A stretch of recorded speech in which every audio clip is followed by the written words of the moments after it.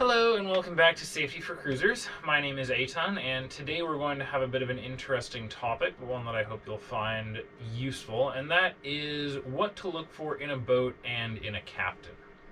So I'm going to try to cover this in a way that it's useful to both novice crew looking to pick up, just a little day sail every now and again, all the way through. Hopefully by the time you're a professional crew on a yacht, you'll be able to figure this out for yourself. But you'd be surprised, so we'll cover some things that might even be useful for that category of person or those looking for some bigger trips like a oceanic crossing. So there are many different flavors and types of people in this world, and as such, there's many different flavors and types of captains. I've been working as a first responder now for the last 7 years, so in my experience, most people are a C minus average, just a safe grade to kind of apply to the human race. What that means is there are a lot of bad captains who run a lot of bad boats, and if you're not careful, you can wind up on one of them. Obviously, the world is getting safer and safer, so you are more than likely going to be okay if you wind up on one of those boats, but if you have some knowledge going in, you can potentially save yourself from either getting into a dangerous situation, and if not that, just save yourself a lot of discomfort and worry. So starting from the more basic and simple, moving to the more complex, if you're new and you're looking to get on a boat, you always, if possible, want to try to meet or talk with the captain of the boat that you're going to be on beforehand. If you get a referral from a friend who you trust, okay, it's one thing, but ideally you want to try to meet up or at least chat with this person on the phone. There's a lot of different boats, a lot of different people, but all the safety considerations should be the same. So for the U.S., the boat needs to be outfitted with a radio, life jackets for every person. There's all the requirements for flares and sound signals, etc. That's just for the boat to be Coast Guard legal. What this is going to cover more is what you're looking for in a captain. So you want to find a captain that's going to run a boat with safety as the number one consideration, because if you're not going to be safe, then having fun is kind of a secondary priority. And a lot of captains forget that, but that's just it's part of human nature, I guess. So when you're looking at getting on with a captain, you want them to bring safety up to you. If you guys are doing a beer can race, the captain might say something like, we have inflatable life jackets on the boat if you'd like to wear them, or we don't, but we recommend you bring one, or that's an option for you, but it's not required for the crew. If you're doing an offshore race, you want them to either specifically require you to bring one, or to state that they have them on board, and you want to mention that they're current, that they have whistles and lights and all the different things we talked about in our video. If the guy or girl is just saying, hey, yeah, we got this race, we're going out to the Coronados off San Diego, we're going to the Channel Islands and back to Long Beach, bring a 6-pack of beer, and that's all you hear about it, then that might be indicative of how they run their boat. Going into a little bit more advanced stuff, going further offshore, doing deliveries. This can be really complicated because there's a lot of boats, myself included. When I was looking for a crew to initially do our Pacific crossing that's gone postponed a year, I didn't have any requirement for experience. So for my crew who came on, they were at a disadvantage knowledge-wise because they didn't know what I knew and what I didn't know. But for my crew, I required them to purchase a new PFD, a PLB, and have it equipped and outfitted in the way that we talked about: tethers, lights, whistles, all that stuff.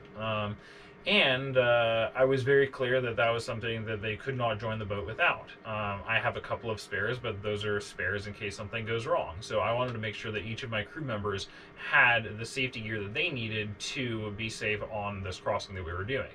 If you're just doing coastal cruising, I think the requirements should be the same, maybe minus the PLB. The way that I describe the PLB to crew that are coming on for coastal is that I'm not going to force you to have one, but I'm going to tell you that I wear one on my vest when I go offshore. So it's your safety is to a degree your responsibility, and just because somebody doesn't make you do something doesn't mean you shouldn't do it. Some other considerations, things to kind of pay attention to when you're talking to captains is what is the boat? How has it been prepared for the voyage? Equipment wise, repair wise, spare wise, all these different things that go into it. And also what the captain's plan is. If you get on a boat and the captain doesn't know when the standing rigging was changed last, hasn't had the life raft inspected, doesn't know where all the through hulls or all the bilge pumps are, whether they're working, whether they're not, doesn't have a EPIRB. These are just some of the red flags that you want to ask about when you're looking at crewing on a boat. And if you have a captain who appreciates safety and is in tune with that, he's either going to volunteer most of that information, or if he volunteers a couple things and you ask about more, that's going to be great and really excited for him or her, because it shows that you A, know some things to be paying attention to, and B, are interested in your safety and the safety of the vessel. So a couple of things, a couple extra things to kind of talk about and figure out if you're looking at going, on a transpac race, on a longer crossing, is going to be things like watch schedule. How is the boat provisioned? Is there a water maker? I personally don't do crossings without a water maker. It's not that you can't plan out the water and be safe that way. It's just that I personally want to have a water maker. You can get a nice small little 1.5 gallon an hour and put that on pretty much any boat, and you have that option to make fresh water. You get 3 minutes without air, 3 days, or 3 days without water, and 3 weeks without food. So really, the water is kind of the big one. So water makers are one. Watch schedules are one. You want to ask if you're crossing the Galapagos, going to the Marquesas, going from Fiji to Australia, crossing the Roaring Forties, wherever it is you're doing this trip. You want to ask, okay, what kind of watch schedule do you keep? They're like, oh, well, kind of whoever's awake is awake, and that's about it. Then you're like, okay, you either don't know or don't care that you need to set a schedule and you need to give people their hours to sleep and their hours to be on watch. Whether they want to run a 3 on 9 off, my personal favorite, 4 on 8 off. I mean, sometimes it's 4 on 4 off, depending on the type of boat and the staffing you have. As long as they have a plan and it's reasonable. If you're a novice crew member, even if the captain's super experienced and he's covered all this, he's like, yeah, it's you and I, and we're running 4 on 4 off for 3 weeks. If you're confident in your abilities and you want to do that, go for it. At least it sounds like the captain has paid attention and has the right equipment and is ready to go. He or she's gonna teach you how to stand watch, how to do things. Fantastic. Have fun with that. But if you are not as confident and you're a little bit more new, maybe you want to look for a boat that has 3 or 4 or 5 crew, so that you're not going to be exhausted and you're not going to be constantly dealing with, oh, I've only got 2.5 hours of sleep now because I just took a shower and made breakfast. So staffing is definitely a safety consideration. We talked about a lot of the critical equipment already. We're going to move into things that you want to see when you get on a boat. And this is where it's going to move into some of the more professional crew, because it should be common. And on a lot of boats that run ISM or mini ISM, it's required.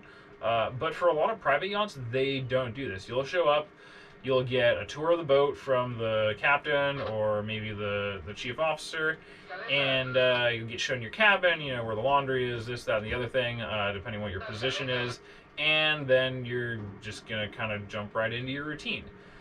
That can be all well and good.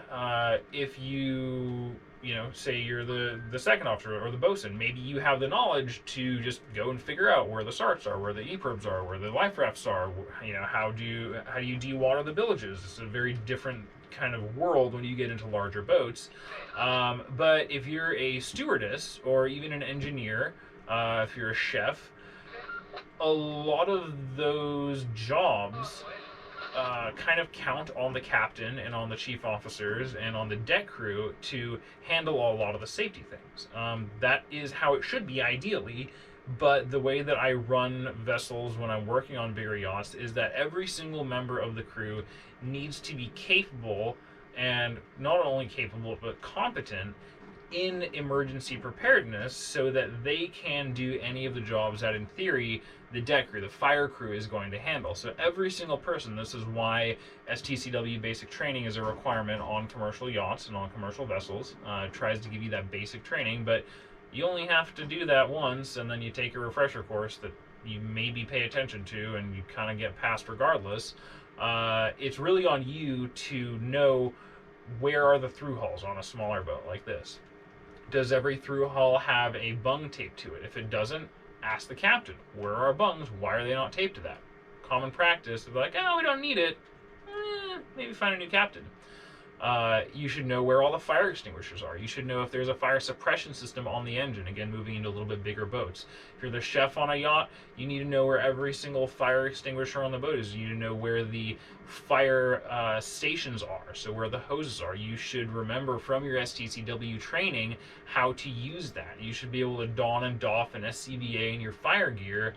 Yeah, 2 minutes, okay, I'll cut you some slack, but you should be able to put it on, and you should not have your hood outside of your BA or inside of your BA mask or outside of your helmet. You shouldn't have to be digging around for your gloves. You should know how all the suits are set up, and it's the responsibility of the captain or the chief officer, whoever is running the safety on that vessel, to show you this is how every station is set up. All of our suits are laid out the same, with your jacket on the bottom, your bunker pants are on top of your boots, your hood is in the right boot, so every single station is set up the same. You can move through and you can be confident in that. If you're a third stew on a 60-meter yacht, you should know how to dewater the boat. I know there's a 500,000 of you that are going to turn your nose up and say, oh my god, when is a stew ever going to need to do that on a 60-meter? Yeah, 100% correct. In an ideal world, no. But even if it is that 0.001% chance, I don't see any reason for every single person not to know that, hey, this is the default setting for the bilge manifold. You need to make sure that this valve is in the open position. That means that it's this way, it's 90 degrees out from the wall. You need to make sure that this valve is closed, and then you need to press start. That's the default position. That's dewatering the engine room bilge. Whatever it is, they don't need to know how to adjust the manifold necessarily. They don't need to be able to switch the fire pump over to the bilge pump, but they should know how to operate just the basic functions so that if they ever need to, they're going to at least have a fighting chance of being able to do something. And if nothing else, you can make the argument that you don't necessarily want to train them for that 1 in a million chance, because again, it might be 1 in a million if you run a good ship, but you want to train them and you want to do that so that they have that in mind. If people are thinking about safety and they're thinking about emergencies, they're going to be in a better frame of mind that if something happens, they've actually thought, oh, I see this, I see the fire alarm is going off. I actually know there's a fire extinguisher behind this panel here. So they're going to be in a frame of mind that allows them to respond better, and even if they aren't the one giving the orders, which they might not necessarily be in that position, they're going to be in a position where they can more readily respond and take appropriate action. So hopefully that's given you a little bit of an idea of what to look for in a captain and crew. If you have any other questions, any other things that you want me to go over. One thing we didn't mention, I shouldn't have to mention it, but I will. Every captain, when you get on board for a serious trip, should say this is a drug-free boat and there is either no alcohol allowed on board or you get 1 drink a night.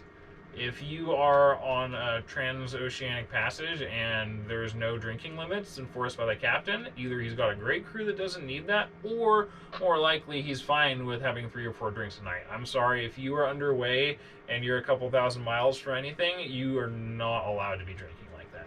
So, personal opinion, but one that I think you'll find as you move up in the world of sailing and yachting is going to be shared by a lot more people. So, some food for thought.